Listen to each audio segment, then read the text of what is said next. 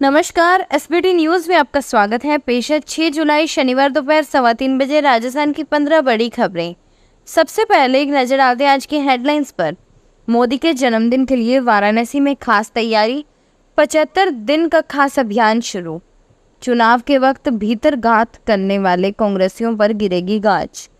विपक्ष के नेता राहुल गांधी गुजरात दौरे पर। यूपीएससी की 2 परीक्षाएं कल, अजमेर में बनाए गए 6 केंद्र। राजस्थान में बिजली उपभोक्ताओं को लगेगी चपत, देनी होगी सिक्योरिटी राशि। और अब खबरें विस्तार से सुनिए। प्रधानमंत्री नरेंद्र मोदी के संसदीय क्षेत्र वाराणसी में उनके जन्मदिन को मनाने के लिए खास तैयारी की गई है। इसके तहत वाराणसी की दक्षिण विधानसभा के स्थानीय नेताओं ने अगले 75 दिन के लिए एक खास अभियान की शुरुआत की है। ये अभियान पीएम मोदी के जन्मदिन 17 सितंबर तक जारी रहेगा। इसके तहत इस क्षेत्र में कई खास कार्यक्रम किए जाएंगे। जयपुर में स्थित प्रदेश कांग्रेस मुख्यालय में शनिवार सुबह अनुशासन समिति की बैठक शुरू हुई, जो देर शाम तक चल सकती है। इस बैठक की अध्यक्षता उदयलाल आंजना कर रहे हैं। इस बैठक का मकसद हाल ही में हुए विधानसभा व लोकसभा चुनाव में भीतरघात करने वाले नेताओं पर कार्रवाई करना है। सूत्रों से मिली जानकारी के अनुसार इस बैठक में करीब 1 दर्जन प्रकरण रखे गए हैं, जिन पर आज गहनता से चर्चा की जाएगी और बैठक के आखिर में उन पर आखिरी फैसला सुनाया जाएगा। लोकसभा में विपक्ष के नेता राहुल गांधी गुजरात दौरे पर हैं। शनिवार दोपहर करीब 12:30 बजे वे दिल्ली से अहमदाबाद पहुंचे। कांग्रेसी कार्यकर्ताओं से मुलाकात के बाद वे दोपहर 2:30 बजे राजकोट गेम जोन हादसे और मोरबी पुल हादसे के पीड़ितों से मुलाकात करेंगे। प्रदेश अध्यक्ष शक्ति सिंह गोहिल ने बताया कि राहुल गांधी एयरपोर्ट से सीधे प्रदेश कांग्रेस कार्यालय जाएंगे, जहां कार्यकर्ताओं से संबोधित करेंगे। संघ लोक सेवा आयोग की पर्सनल असिस्टेंट इन ईपीएफओ और नर्सिंग ऑफिसर इन ईएसआईसी भर्ती परीक्षा 7 जुलाई को अजमेर के 6 परीक्षा केंद्रों पर दोपहर 2 बजे से शाम 4 बजे तक आयोजित होगी। इन परीक्षा में कुल 2224 अभ्यर्थी बैठेंगे।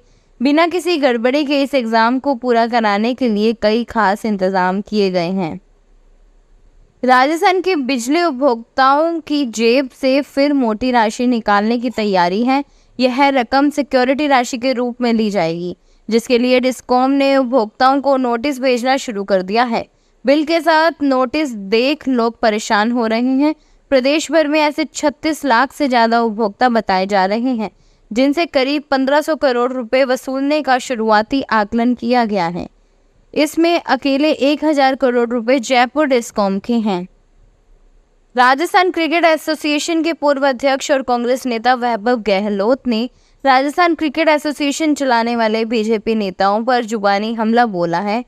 उन्होंने कहा है कि बीजेपी नेताओं में आपसी फूट है, इसके चलते वह आरसीए का चुनाव भी नहीं करवा पा रहे हैं।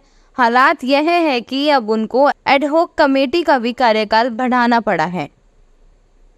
कोटा में बनाए गए 400 स्वागत द्वार। लगातार दूसरी बार लोकसभा अध्यक्ष निर्वाचित होने के बाद स्पीकर ओम बिरला शनिवार को अपने संसदीय क्षेत्र बूंदी की यात्रा पर आए। हिंडोली हेलीपैड पर पहुंचते ही भाजपा कार्यकर्ताओं ने बिरला का जोरदार स्वागत किया। उन्हें गार्ड ऑफ ऑनर दिया गया। केंद्र सरकार के पर्यावरण, वन एवं जलवायु परिवर्तन मंत्रालय ने सिंगल यूज प्लास्टिक अपशिष्ट प्रबंधन संशोधन नियम की अधिसूचना जारी की है। दौसा नगर परिषद आयुक्त ने बताया कि अधिसूचना 1 जुलाई 2022 से पॉलीजेस्टाइरीन वस्तुओं सहित एकल प्रयोग प्लास्टिक के विनिर्माण, आयात, भंडारण, वितरण, बिक्री और उपयोग प्रतिबंधित किया गया है।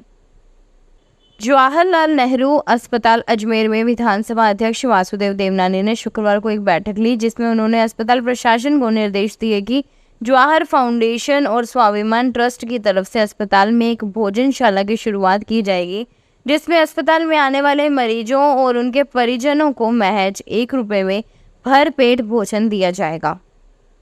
बीकानेर में संभाग के सबसे बड़े सरकारी पीबीएम हॉस्पिटल में पानी भरने का मामला सामने आया। अतिरिक्त संभागीय आयुक्त OP Bishnoi, ADM city Umed Singh रत्नों पीबीएम हॉस्पिटल पहुंचे। पीबीएम अधीक्षक और ठेकेदार को मौके पर बुलवाया गया। नगर निगम एक्साइन गोपाल मुंड भी मौके पर पहुंचे। एच वार्ड के मरीजों को अन्य कमरों में शिफ्ट करवाया गया। बीसलपुर बांध से संबंधित एक महत्वपूर्ण खबर सामने आई है। टोंक और आसपास के जिलों में भारी मूसलाधार बारिश ने बीसलपुर बांध को राहत की सांस दी है। निरंतर हो रही बारिश के कारण बांध में 1 माह का पानी आ चुका है। पिछले 36 घंटों में बीसलपुर बांध में एक जरुष्ट पानी की आवक हुई है।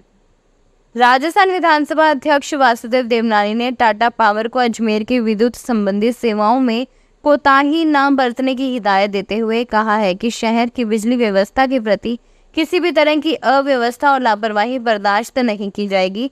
श्री देवनानी को टाटा पावर के अधिकारियों ने शुक्रवार को जयपुर में अजमेर बिजली व्यवस्था से संबंधित अपनी सफाई दी और अब तक किए गए प्रयासों के बारे में अवगत कराया। इस दौरान श्री देवनानी ने कहा कि टाटा पावर को शहर की बिजली व्यवस्था सुधारने के लिए फ्रेंचाइजी दी गई थी, लेकिन आमजन टाटा पावर की कार्यशैली और अव्यवस्थाओं से नाराज है। बिजली कटौती और गायब रहने की समस्याएं लगातार सामने आ रही हैं। टाटा पावर अपनी कार्यशैली सुधारने या कार्यवाही के लिए तैयार रहे। किशनगढ़ में एविएशन एकेडमी की घोषणा जुलाई के तीसरे सप्ताह तक मूर्त रूप ले सकती है। किशनगढ़ एयरपोर्ट पर मूर्त रूप ले चुकी यह राजस्थान की पहली फ्लाइंग एकेडमी होगी, जहां 10 माह की ट्रेनिंग देकर युवाओं को आसमान में विमान उड़ाने का प्रशिक्षण दिया जाएगा। किशनगढ़ में FTO संचालित करने के लिए दिल्ली की अवन्या कंस्ट्रक्शन कंपनी को 25 साल के लीज पर स्पेस आवंटित किया गया है। राजधानी जयपुर से अजमेर जाने वाले 6 लेन के हाईवे पर इन दिनों वाहन चालक 2 से ढाई घंटे जाम में फंसे रहे। जयपुर से अजमेर के बीच सफर करने वाले वाहन चालक इस रोड पर 140 रुपये से ज़्यादा का टोल दे रहे हैं, लेकिन बावजूद इसके इस हाईवे पर ट्रैवल करने में जो सामान्य समय 2.5 से 3 घंटे लगता है, वह सफ़र अब 4 घंटे में पूरा हो रहा है। इस हाईवे पर वर्तमान में पड़ासोली, बांकरोटा और कमरा नेहरू चौराहों पर फ्लाईओवर का काम पेंडिंग है, जबकि महला बांदर सिंदरी में फ्लाईओवर का काम तो पूरा हो गया, लेकिन उन पर ट्रैफिक अभी 1 लेन में शुरू किया गया है।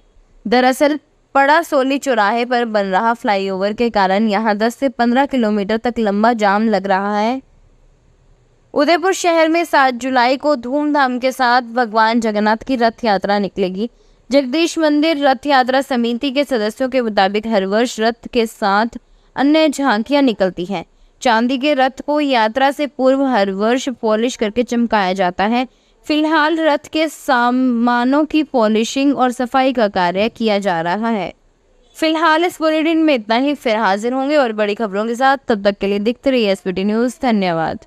अगर आप भी अपने आसपास की छोटी बड़ी और महत्वपूर्ण खबरों से अपडेट रहना चाहते हैं तो सब्सक्राइब कीजिए हमारे चैनल SBT न्यूज़ को और प्रेस कीजिए बेल आइकन पर।